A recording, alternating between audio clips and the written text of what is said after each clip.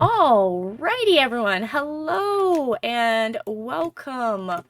All right, you wouldn't believe what we've been through to get here, but we are very excited to be here today um, in a pre-recorded session. So we're not actually here today. We're here in the past, and you're in the future. But myself and Calvin are here on behalf of Baldman Games today to talk to you about Strixhaven, a curriculum of chaos, and we are very excited to talk to you about that because, as you can see from the title above, Baldman Games presents Strixhaven, a curriculum of chaos. And what does that mean? What that means is at the D&D Virtual Weekend, which is starting now. Actually, it started a couple of hours ago by the time you're watching this. We ran an afternoon game already for players. We will be running through year one for the new Strixhaven book. So I've got Calvin here, who is going to tell you a little bit about himself in just a second. And he is running through year one as part of this event. We're going to share a little bit of our thoughts about Strixhaven, let you know what you're in for, what we most like about it, and I don't know, I guess why it's just really heckin' cool, okay? Uh, anyways, that said, since you don't recognize Calvin, most likely, Calvin, why don't you tell everyone a little bit about yourself, how you got into tabletop games, how you ended up with Scallywags at Baldman Games, and then yeah, we'll ask you a bunch of your other favorite things later. Okay. So I've been involved with Baldwin Games for it's What next year is February it? is going to be 2 years if we do not count the decade that was most of 2020. Um, No. Winter Fantasy 2020 was actually my first show with Baldwin Games, and I found them randomly by Googling D&D conventions in February because I had some time off work and was looking for a place to spend time. So very serendipitous. I feel like I slid in right before everything went sideways in the world. Yes, and that's really worked out because it's given you something to do while the world has been. Because since then, you've participated in, we'll go with a lot of our virtual events. Not quite all of the virtual weekends, but most of them. Yeah. I was gonna say, I don't know if anybody has done all of them, but I'm sure that one of the Baldman DMs will pipe up after this goes out and be like, I did every single one. And if that's you, I'll give you a cookie at Winter Fantasy since you'll be there doing every single Baldman event. But yeah, no, it was very serendipitous of you to have shown up for Winter Fantasy. And we discussed in what we're going to now refer to as the pre-show show, um, how cool Winter Fantasy is. If you haven't done it and you're not super familiar with Baldman Games, it is our preeminent show that Baldman puts on. That is to say, it is a show just hosted by Baldman Games because you may have um, immediately been like, hold on now, Gen Con is much bigger. And yes, that's true. It is. But Gen Con is put on by Gen Con, and Baldwin Games is a small part of that, just like Origins and some of the other shows that they participate with. So Winter Fantasy is our, we like to call it our family reunion every year. We go to Mhm. Fort Wayne, Indiana, where they do not like money. That's the running joke. It goes out in all of our announcements, and that's because for anyone who's from a population center of any size, you can go to a bar and you get a drink and it costs you anywhere between um, I don't know, $8 and $20. Unless you've ordered a beer, in which case it may be as cheap as five. But if you go to Winter Fantasy, you can take $20 to the bar and have enough drinks for the evening. You're done. It's it. You're good. It's cool. Well, I mean, I don't know. I don't know your drinking habits, so maybe you need more than $20. But the first time I went, I was pleasantly surprised, having come from the very large city of Knoxville, Tennessee, that each drink was not $8. Um, and the hotel rooms aren't $350 a night like they are at Gen Con. So, that's great. But, anyways, digress on that. That's just why Baldwin Games is fun. But we are here today to talk about Strixhaven and why Yes. Strixhaven is fun. Um, So, for people who might not be aware, Strixhaven Curriculum of Chaos is, of course, a Magic the Gathering crossover book, but it is so much more than that. It is a magical university.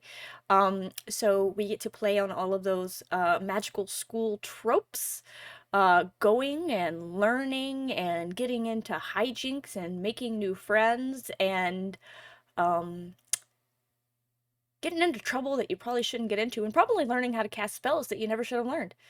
Um, or, never should have learned. That's subjective. But yeah, before we get into all of that, so Strixhaven has 5 colleges, and unlike in some of the other magical school IPs where they're more like boarding school houses, and this is your house, and you go along with them, and everything is with this house. They are indeed colleges. You can mix and match, pick and choose. You can participate in as many of them as you want. And so, that's pretty cool. Calvin, what is your favorite Strixhaven college? So my favorite college at Strixhaven is Lorehold because it speaks to the history nerd in me. Ah, yes, speaks to the history nerd in you.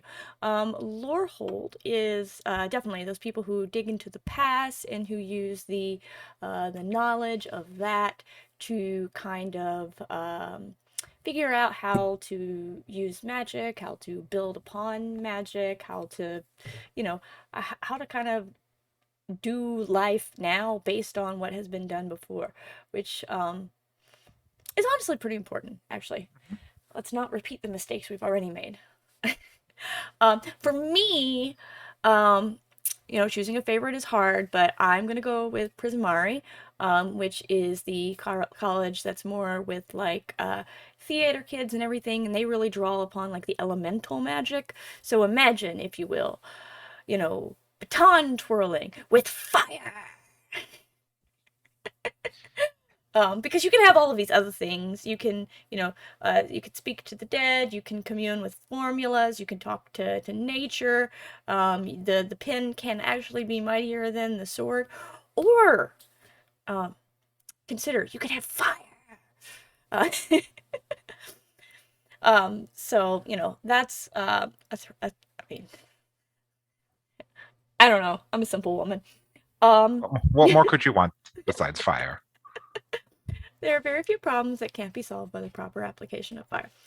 Um, So, Lorehold and Prismari aside, there are 3 other colleges. Um, which one do you want to talk about next? Let's see.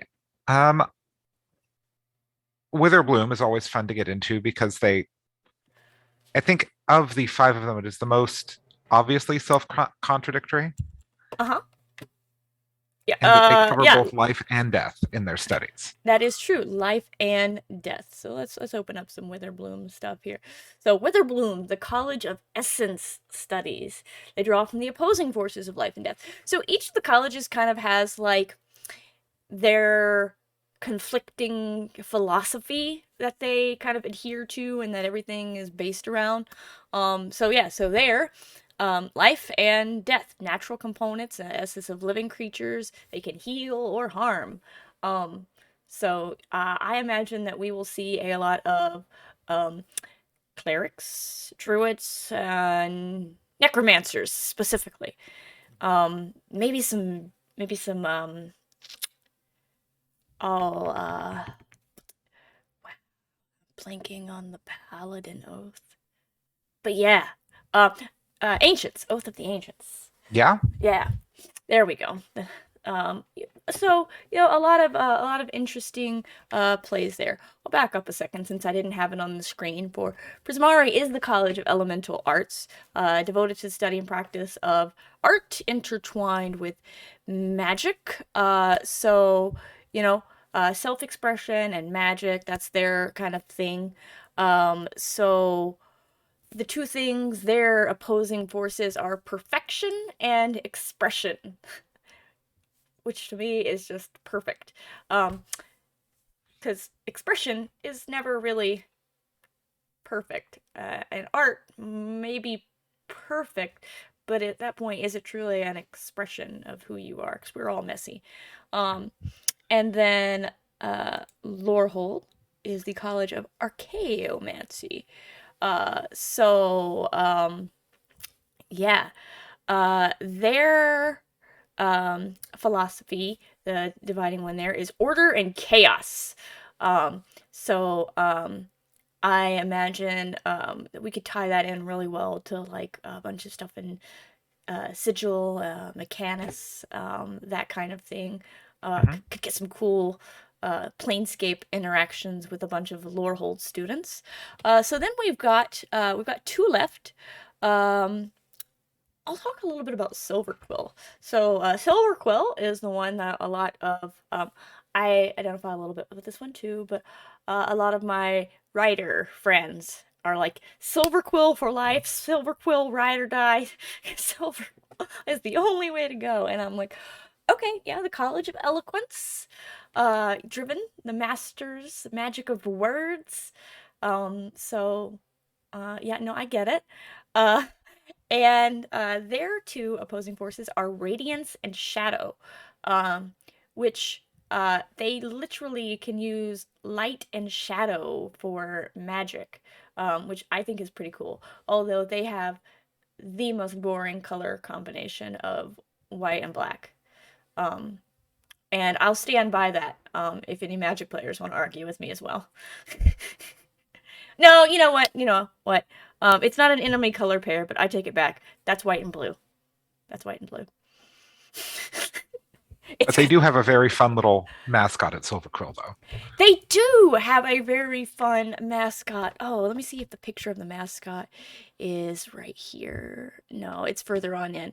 But they do have their really cool mascot is made out of shadows and stuff. Uh Actually, we'll have to look at the mascots. And we'll have to look at the dragons as well. Just the Who just doesn't? I the mean, who doesn't love fun mascot friends that you can get? Yeah. Okay, so that leaves Kondrix. Yeah, what's Kondrix got going on? So Quandrix is very much, setup is they're your mathematicians. They're really into numbers and shapes. So they're two opposing and our two opposing philosophies are theory and substance.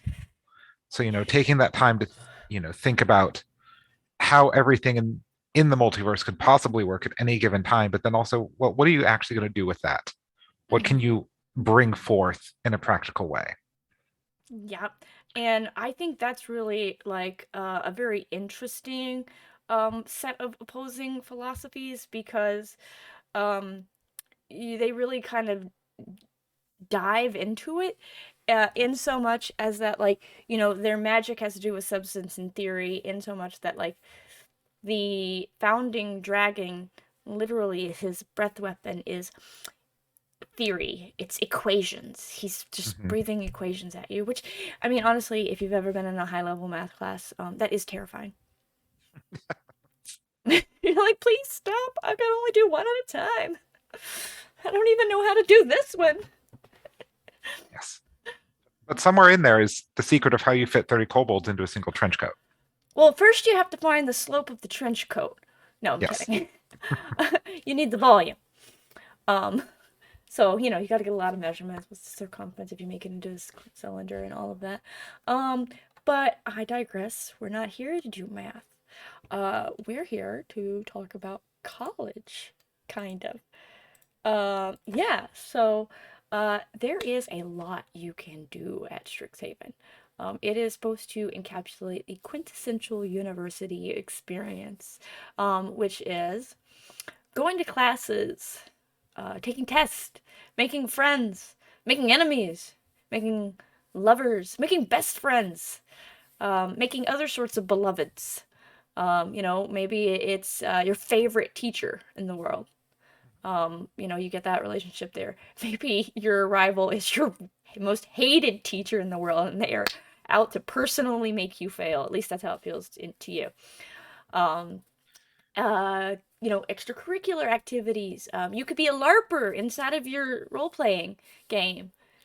Um, I'm, I mean, me and my best friend, Rosie Myth and Biff was Fedlums.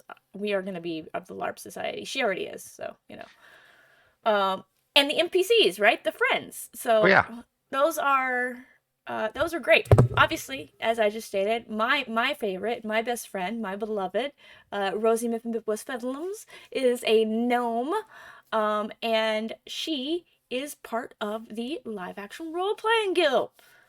And Yes. yeah, and we're just gonna have so much fun. I don't even know what character I'm gonna play, but I hope Rosie likes them.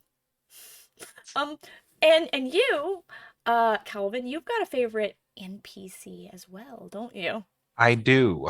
I am particularly fond of uh, the one of the Biblioplex book clerks, Drasimir Yarnask, who is a Minotaur, but this very soft-spoken, uh, reserved, very introverted character who, of course, as a Minotaur is, over 7 feet tall and massive, and constantly there are people attempting to bring him into a bunch of strength and endurance-based activities, and he just has zero interest in any of it. He wants to stay in the library with his books. No, please don't put that there. Just leave it on the cart. He'll do it himself later. Oh, yeah. I mean, and I definitely kind of identify with him sometimes. Um, like I've got a good book, guys. Like, all of that sounds great and fun, and you should go do that. I'm gonna just read my book by myself, if you don't mind. He is the quintessential introvert. And so I look forward to seeing how everyone's extrovert character tries to adopt him, to kind of draw him out of their shell, and to I assume unsuccessfully try to get him to engage in some more activities. I don't think Drasimir will be easily swayed into running off on reckless adventures. I mean, I'm sure there are things that you could tempt him with. Mhm. Yeah. Um, there are a lot of really great NPCs though. They've managed to, with the NPCs that were designed by T. Alexander Stangroom, who's the director of operations at Cobalt Press. He worked on the NPCs and the relationship system on this. The entire book, the lead designer was Amanda Hammond, Wizards, of course, which I'm just going to interrupt my train of thought real quick and have this brief aside. Who I am really excited about that because this is the first book for 5th edition. Actually, I'd have to go back and look, but it might be the first period that has been wholly led by a female lead designer. So, just gonna mark that moment in history there Mhm. as a win, uh, even though I had nothing to do with it, on behalf of women everywhere. But Amanda absolutely knocked this out of the park, and Alexander did a wonderful job on these NPCs, making sure that there is a diverse representation. We've got a Dampier is the very first character there with Aurora, our Witherbloom student, who decided before she ever arrived. Aurora was not her original name. What was her original name? It doesn't matter because we're calling her Aurora. That's what she wants to go by. Um, Yeah. and then we have a Loxodon who I know you were really thrilled to see Rampart in here because we don't get very many Loxodons. Yes. Um, and that really is a shame. Because who doesn't want to have their player going around at their table with like their big fake elephant trunk do it? Um, that's how yeah. Uh, in case everybody didn't know, that's how you do an elephant trunk. If you're watching me on stream. You can These do a live demonstration at Winter Fantasy. These are examples of silly hand motions I make while DMing everybody. But Rampart or Bedum Subvi, yeah. Mm-hmm. As noted, Rampart, they, by the way, my apologies there. Their name is Mhm. difficult to pronounce, so they have decided to just go by Rampart, which Um, my human tongue thanks them because yeah, I'm bad at pronouncing things. Mhm. Um, we've of course got elves, we've got humans, we've got the Minotaur there, we've got Yep. Greta, our dwarf lifter, we've got Yavanesh, our first Owlin NPC there, who's a scruffy boy, because he's a teenager, which just brings me great joy that he's literally just scruffy because he's a teenager and he can't help it, and he It's just what he looks like.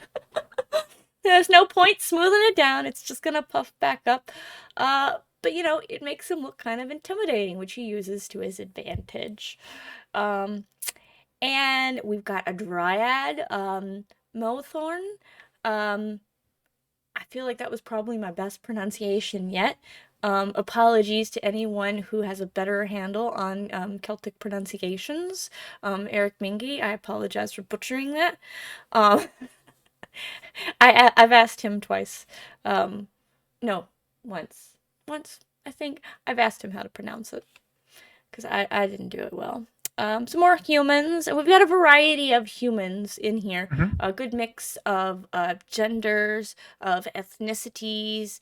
Um, we've even, got a nice variety of hair colors. We've got and eye colors. Like the attention to detail on Yeah. them is great.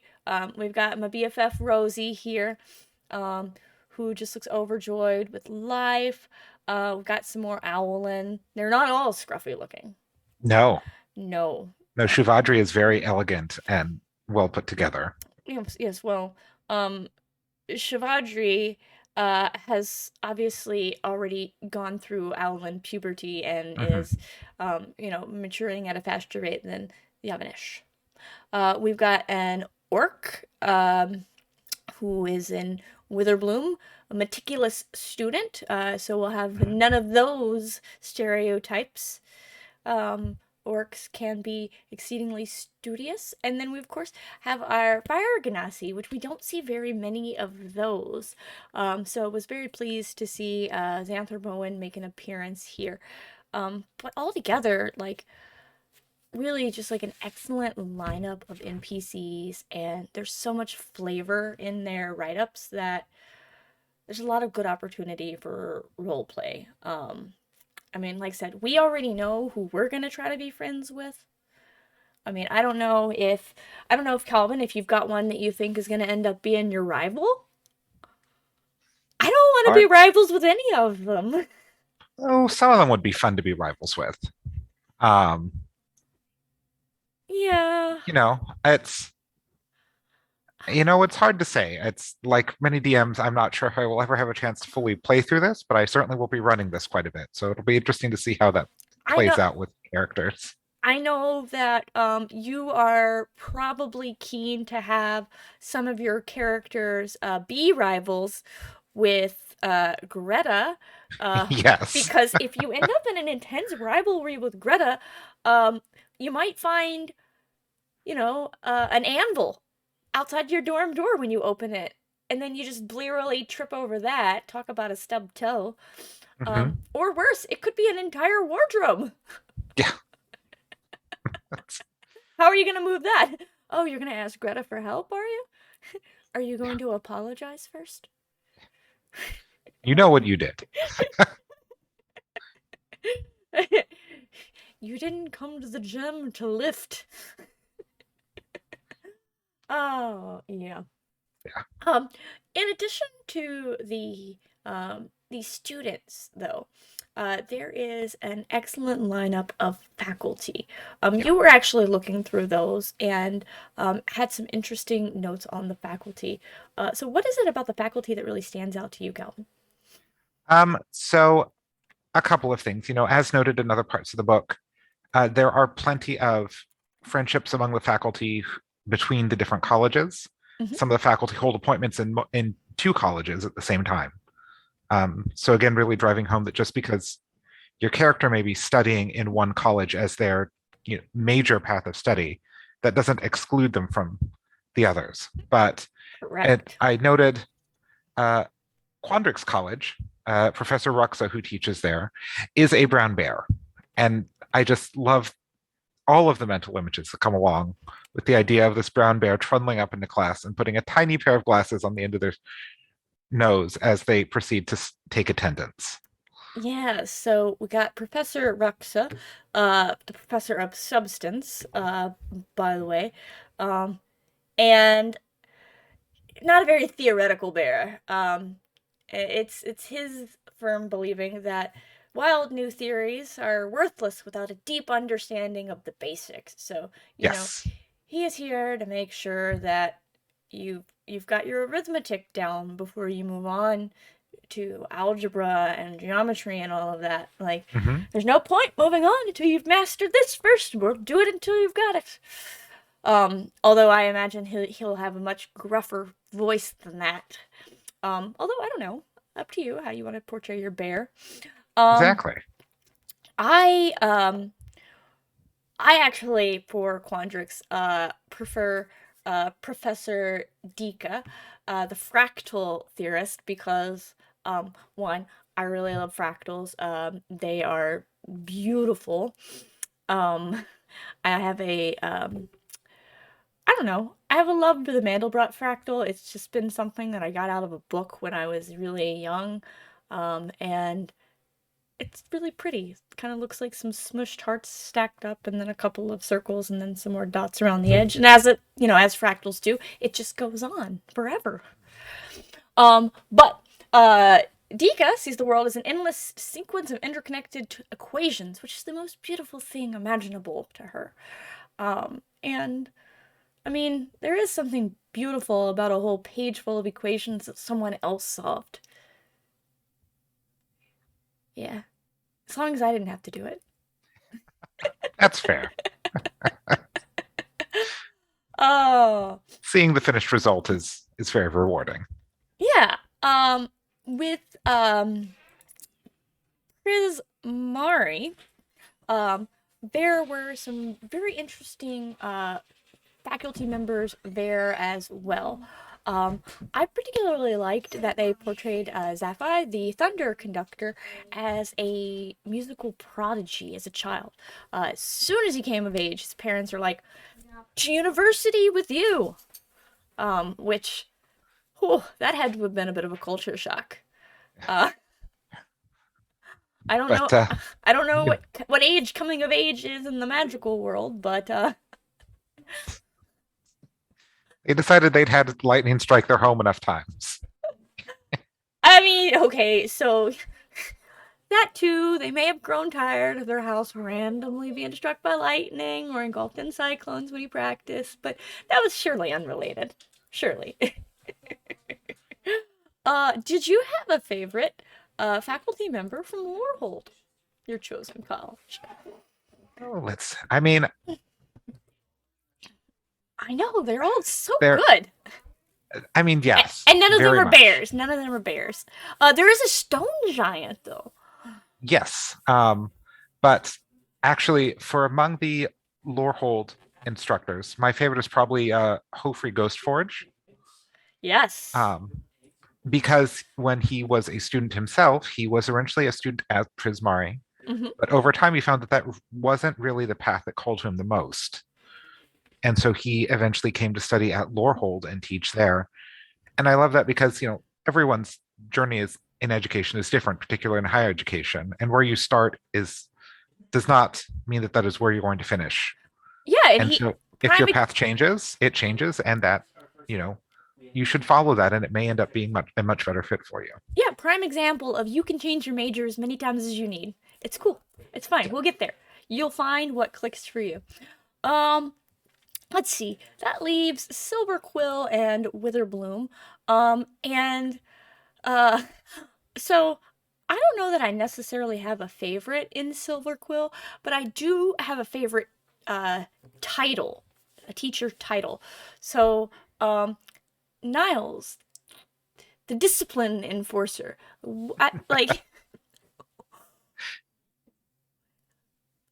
but mostly I like this title because of the description. Like, Niles is an optimist, Yes, and he I love believes that. he believes in every student's potential for greatness.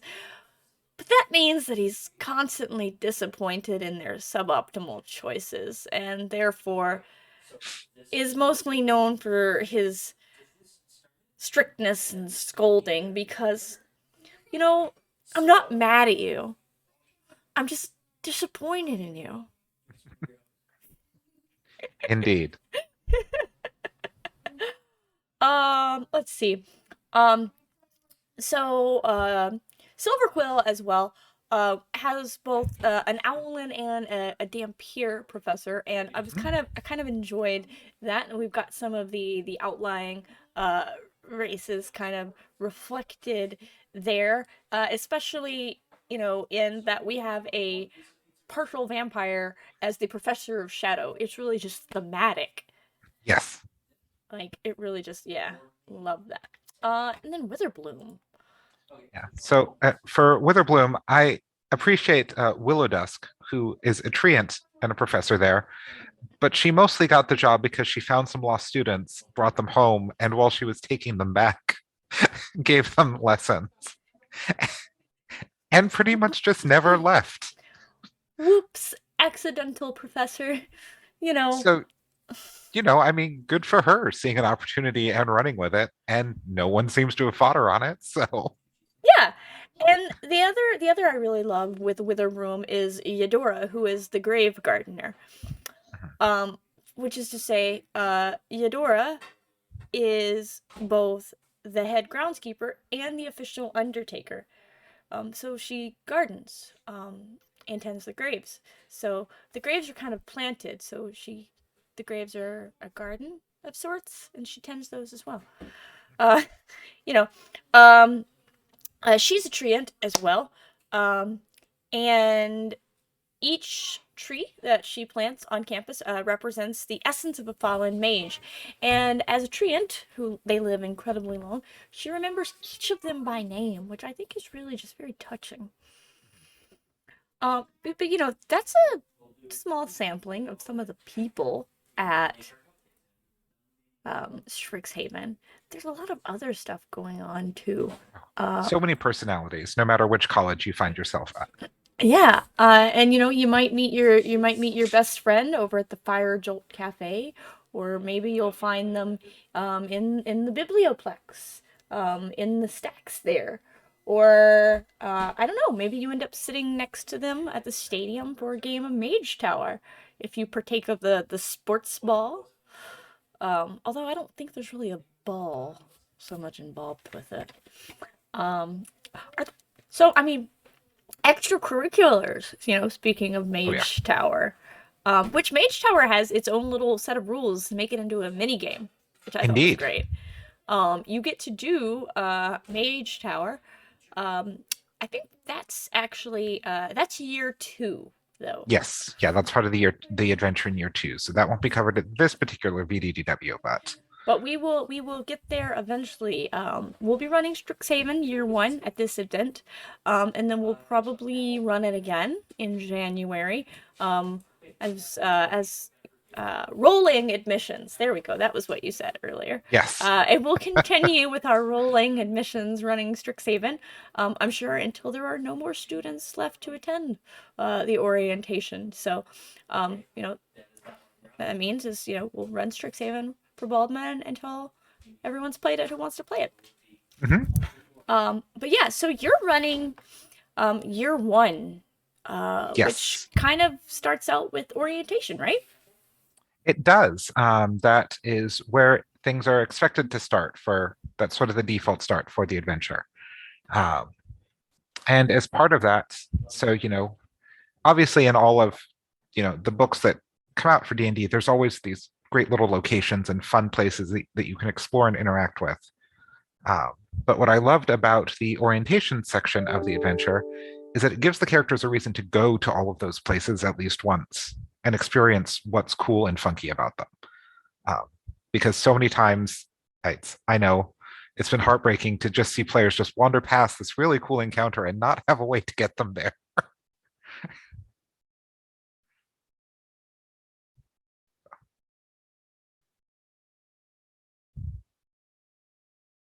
Oop, I can't hear you, Jenny. Oh, sorry. I hit the mute button when I moved my microphone, apparently. Okay. As, um, as I was saying, that kind of makes sense, though. But Mhm. even with having an orientation, I remember my university orientation. I was wandering around, they were showing us all sorts of cool stuff, and some of it, I was sitting there thinking, gosh, this is a long walk from my dorm. I don't think I'll come over here. Yeah. But Well, yeah, but that's the convenient part because first the dorms for first year students are all centered in the center of the university around the biblioplex. So it gives them a place where they can start, and then as they move on and select their college, then they'll move out. yeah, and you don't actually select your college until you go to start year two. So you get Mhm. time to know what's Get your gen eds out of the way. yeah, yes, get your gen eds out of the way. That is exactly what you do. Uh yeah, and that includes taking tests. So they've got mechanics for test taking in the game. An important part of university, and the tests cover all sorts of important subjects, like owl bears, Yes. a very important subject. Oh yeah. Um, There's some others, but I mean that's the one that you really need to focus on passing. yeah, because otherwise, if you meet an owl bear in the wild, how will you know what to do? Do you lie down? Do you run? Do you try to seem big? Do you try to seem small? Um, Do you wave a white flag? I mean, I guess it also depends what kind of owlbear is it. How will you know unless you've studied for your exam? Um, Yes. and I there's actually a lot of really interesting exams available in here. So you do your Oh yeah. magical physiologies, scrivening, and symbology, which has multiple. So those have multiple exams underneath each of those categories. Your advanced arcane history and your arcane herbology. Um, so a lot of cool stuff to really get you kind of immersed in the lore. Um, all while, if you're playing the adventures as a campaign, trying to unravel some great mystery. Um, Yeah. yeah, you start to get some vague itchings of something being a little off while you're in first year, and as you learn more and more, um, you get to figure out like what's going on, and become heroes or not. There's also the option to not. Um, Just you know, gonna hang out in the biblioplex with Drasimir. you know, it it might be safer. It might be safer. But as you're going through and doing all of those adventures as well, you get to explore the surrounding areas Mhm. around campus, which are each like distinctly different biomes and stuff. So you've got campus itself, obviously. Um, you've got the the detention bog, which is a bog. Obviously, you've got some ruins. Yes. You've got the stadium. You've got you even get to do a masquerade ball. Indeed. There's a chance to do dueling lessons. Um, you know, I don't know which part of the actual like day to day life of school I'm more looking forward to. I know I am very much looking forward to making it through my first and second year so that I'm allowed to go to the masquerade. Indeed. It's, I do love that, the campaign really gives these great, like moments in time where we sort of zoom in on what the party's doing exactly then, but leaves a lot of open space to narrate what the characters get up to in between that. Are they working a job on campus? Are they, participating in an extracurricular? Are they deepening relationships with people they've already met? Are they doing a lot of extra studying because maybe they failed their last exam, so they're currently not allowed an extracurricular? Yeah, and all of those things that you can do, it's not just time filling activities. You're not just busy work. So having those extracurriculars, having those jobs, deepening those relationships, whether it be friendships or rivalries, um, they have mechanical benefits Mhm. through the systems that have been built here. Making someone into your friend gets you boons. Making someone into your rival gets you banes. Making someone into your beloved gets you inspiration. Everyone else is just an acquaintance. Um, Mhm. and you just get to hang out with them, and that's the bonus there. Yeah. And maybe they'll help you study for your exams. Maybe they'll tell you that, like, oh gosh, this seems pretty hopeless and you should probably pull an all-nighter, which is a thing you can do. Yes. And there are mechanics around that. Yeah, and there's actually even um, one of the magic items in here, which I really love, is a jug, a mug, a decanter. I don't forget what the exact you know Oh yeah, item is, but it's endless coffee. that could be dangerous in the hands of some college students. Um, yeah, it's a bottle of coffee. Sorry, my bad. Um, you can also, you've got your primers, of course. Once you choose your college, you need to get your primer, and that gives you all sorts of stuff there. You've got your bottle of boundless coffee. You can get your cuddly mascot. You can get your pennant. And of course, your traditional spell scrolls and +1 weapons are things that can be. But the bottle of boundless coffee carries as much delicious warm coffee as you need to get you through your studying. And I'm sure that's going to be great for people who like that. It's going to be a bottle of boundless tea, in Yes. my case. I cannot drink coffee. Not that I don't want to. I cannot. It makes me quite ill. Ugh. Yes. But Please don't do that. Please no, don't do things that make you ill. no, no, no. I try my best to avoid that. Um, that's a good way to miss your exams if you get ill, after all. So just make sure that my friends have a bottle of tea for me. But there's really a lot. We had mentioned earlier the mascots, and let's see, kind of want to show the mascots without showing all of the other stuff. So let me see if I can get them pulled up over on the sidebar here, so I'm not scrolling through all the stat blocks. All right. So the mask, and I don't mind showing you the stat blocks for the mascots. They're mascots. The book's out now. Yeah. Yeah, but even for people who might have the book, they might not, they might be playing it, so I don't want to show them all of the other stat blocks for monsters and stuff. But the mascots are mascots. You get to interact with them, and they're not really, you're not gonna fight the mascots. I should hope. Yeah, You players can know, find a way. you know, but this is so we'll start with the air elemental, the art elemental Yes. mascot. Sorry, the Prismari College, and so yeah, this is here. It's often referred to as a living expression. To create an art elemental mascot, a mage draws power from a blend of all of the elements, extracting their vibrant colors. Creates a swirling outer shell and then imbues it with a planar spirit. Um, that just sounds metal as fuck, honestly. Yes. And they are beautiful. They are absolutely beautiful. Next on the list, alphabetically, we have the fractal mascot, which is equally beautiful. Um, for Kondrix College, of course. Mhm. And to the untrained eye there, the fractal mascot, as it says, looks like a creature made from facets of hard light.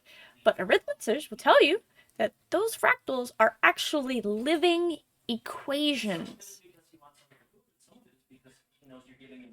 What? These are artificial life forms created by extrapolating magic from the mathematical patterns in nature, which gives them the unique characteristics that they can alter both their size and density. Mhm. And you can often find students playing fetch with the practical mascot. Which I imagine their shape-changing power comes in handy then because, Yes. oops, we've gotten our frisbee on the roof again. You mind? Do you mind? All right. We have the Inkling mascot of Silver Quill College, which looks a little bit frightening, honestly, in my mind, but also adorable. Yes. Adorably frightening. So they squelch slightly as they wiggle through the air. They're living blobs of shadowy ink who are often summoned by professors who require assistance in their writing workshops, Mhm. as they provide endless ink. No bottle Always required. handy to have. Yeah. You've got that term paper due at the last minute. You can't get up and have to find more ink somewhere. No, no, no. No, no, no, no, no, no. No, we'll just summon it to you. Then we have for Witherbloom, we have the pest mascot. Grumpy, spiky, and generally irritating. The pest mascots inhabit the muggy bayou of Sedgemoor.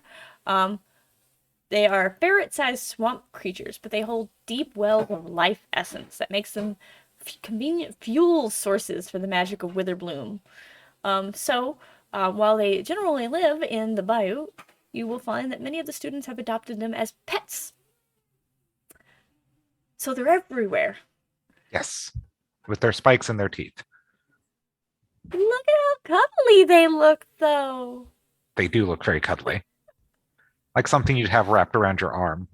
Yeah, yeah, exactly. You just, prop it on your shoulder, wrap it around your arm, makes an excellent accessory.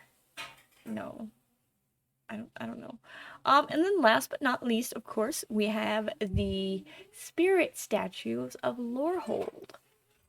Um, and so these statues have bonded with a specific mage that they mentor, um, and they hold the spirits of long dead creatures, ancient spirits, what whoever or whatever the mage who created the particular one needed, which I think is really cool. It could be someone who, was very knowledgeable in a specific field of study, or someone who knows martial tactics, or um, someone who knew your great great grandmother. Yeah. They might Um, have been present at a battle that you're trying to study. yeah. Can give Um, insight as to why certain things happened. could honestly be anyone. Could be, your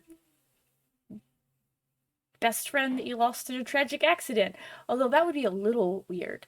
Um, but also kind of nice, 'cause, you could talk to them. I don't know. I don't know. But we are nearing the end of our time. We got a couple of minutes left. So Calvin, is there anything else about Strixhaven that you want to kind of call out to people and make sure that they're aware of, or that you just think is really cool that you want to share before we wrap this up?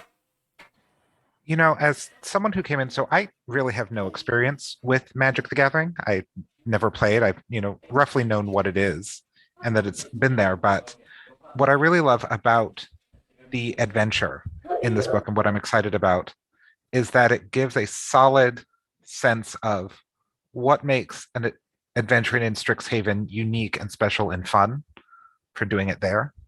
Um, and it makes the lore very approachable and easy and bite-sized. Because much like with D&D, there is a lot of lore behind magic, and it can be very overwhelming if you try to jump in all at once. Uh, And so, yeah, no, you I know, I think that's having an adventure really helps with being able to approach it and yeah. get you introduced to the world. And that was actually a discussion I was having on a show the other night. This book is almost split equally, 50-50, between pages of adventure content and other pages. So it is just as much a setting book as it is an adventure book. And I think that really goes a long way towards making it very accessible, which actually brings up a point that we skipped over that we wanted to talk about. Accessibility at Strixhaven is Yes. explicitly called out. It is in the section on. Oh, I forgot where the section about. I'll just look it up here.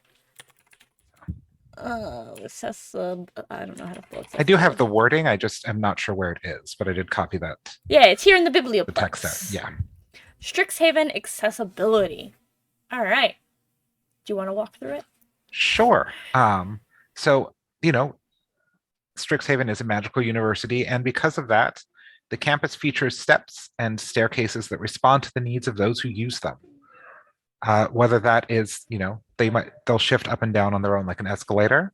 They may flatten out to form a lift. For someone, they may be in a chair, they may just need that for their mobility, or they may just be a larger creature and tiny little steps are not going to work for them. Or they may just flatten down into ramps. Ramps are a thing that ramps have been a thing for a long time. Yeah, ramps are easier to build than stairs for anyone who's Yes. not tried to build both. So, um, we built ramps long before we built stairs. Yes. Also, if you need to move something heavy up to a higher level, it's much easier on a ramp than it is on stairs. Yes. Yes. Oh my gosh. Yes. Um, and yeah, so aside from like the steps shifting up and down, escalators, lifts, some of the buildings even feature magical transport circles that Mhm. allow you to just move quickly between floors, even quicker than an elevator. And that's just part of campus, because being a diverse place, being open to everyone. They want to make sure that they can accommodate everyone. They have a lot of students of, um, all, um, various physical mobility levels. And so I think, it's great not only that it exists there in the world, but that we've gone to such a point to make this sidebar to kind of call it out to where, people are using it in their game and understand, the variations on how they can use it. You've got your stairs, moving staircases. Mhm. We're all used to that concept. Um, Indeed. but shifting staircases is just as likely. So yeah, I love that they've put that in there. Um, and it's not here nearby that, of course, but they've also got a lovely photo somewhere in here uh, of some students kind of gathered. And one of them, I have no idea where it is in a beautiful wheelchair. And I like that the artwork, even in the book, um, calls it out that like everyone is welcome here, no matter. Yes. Um, because yeah, that's the university experience. We all go and we all are equal and we all learn as much as we're capable of. So yeah. Um, well, on that note, um, I think that covered everything that we had notes for, right? Oh, there was one more thing, Okay. just for any, players who are worried about what characters are going to work best here. Oh yeah. Strixhaven is, open to students of all kinds of backgrounds. It is not a school where you go to learn to be a wizard or learn to cast spells. It is about finding your path in life, and then Strixhaven teaches you how you use magic and magical theory to enhance the study of that thing. But it's, they are not just, there are plenty of wizards who attend Strixhaven, but it is not a wizard school. No, and if you're worried that you won't be the only one, that you will be the only one who can't cast magic, don't worry. The backgrounds for Strixhaven offer everyone, regardless of class, the opportunity to cast some magic if you feel like that's something that you need in order to fit in here. But as stated, it's not really. You don't have to.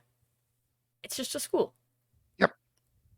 So, yeah, that does cover everything. We even, especially the owlbear on the exam note, very important note that we had there. Yes. Um, so on that note, just want to thank everyone so much for tuning in today. I hope that you're enjoying the virtual D&D weekend, December, and this is our first streaming event of this event. So you know, Hopefully, Calvin and I haven't bored you to death. Tomorrow, you'll be able to tune in at 2 p.m. Eastern, approximately. Um, not going to say that they'll start promptly on time, but it'll be about 2 p.m. To see a game. Winter's Splendor will be running tomorrow, and that will be with DM Spencer Navarro Chu, who is one of our Baldman Games admins. Tune in, heckle him, give his players some inspiration, and watch them go through Winter Wonderland right there in Waterdeep. Should be a fun adventure, especially with the group we've got together for that.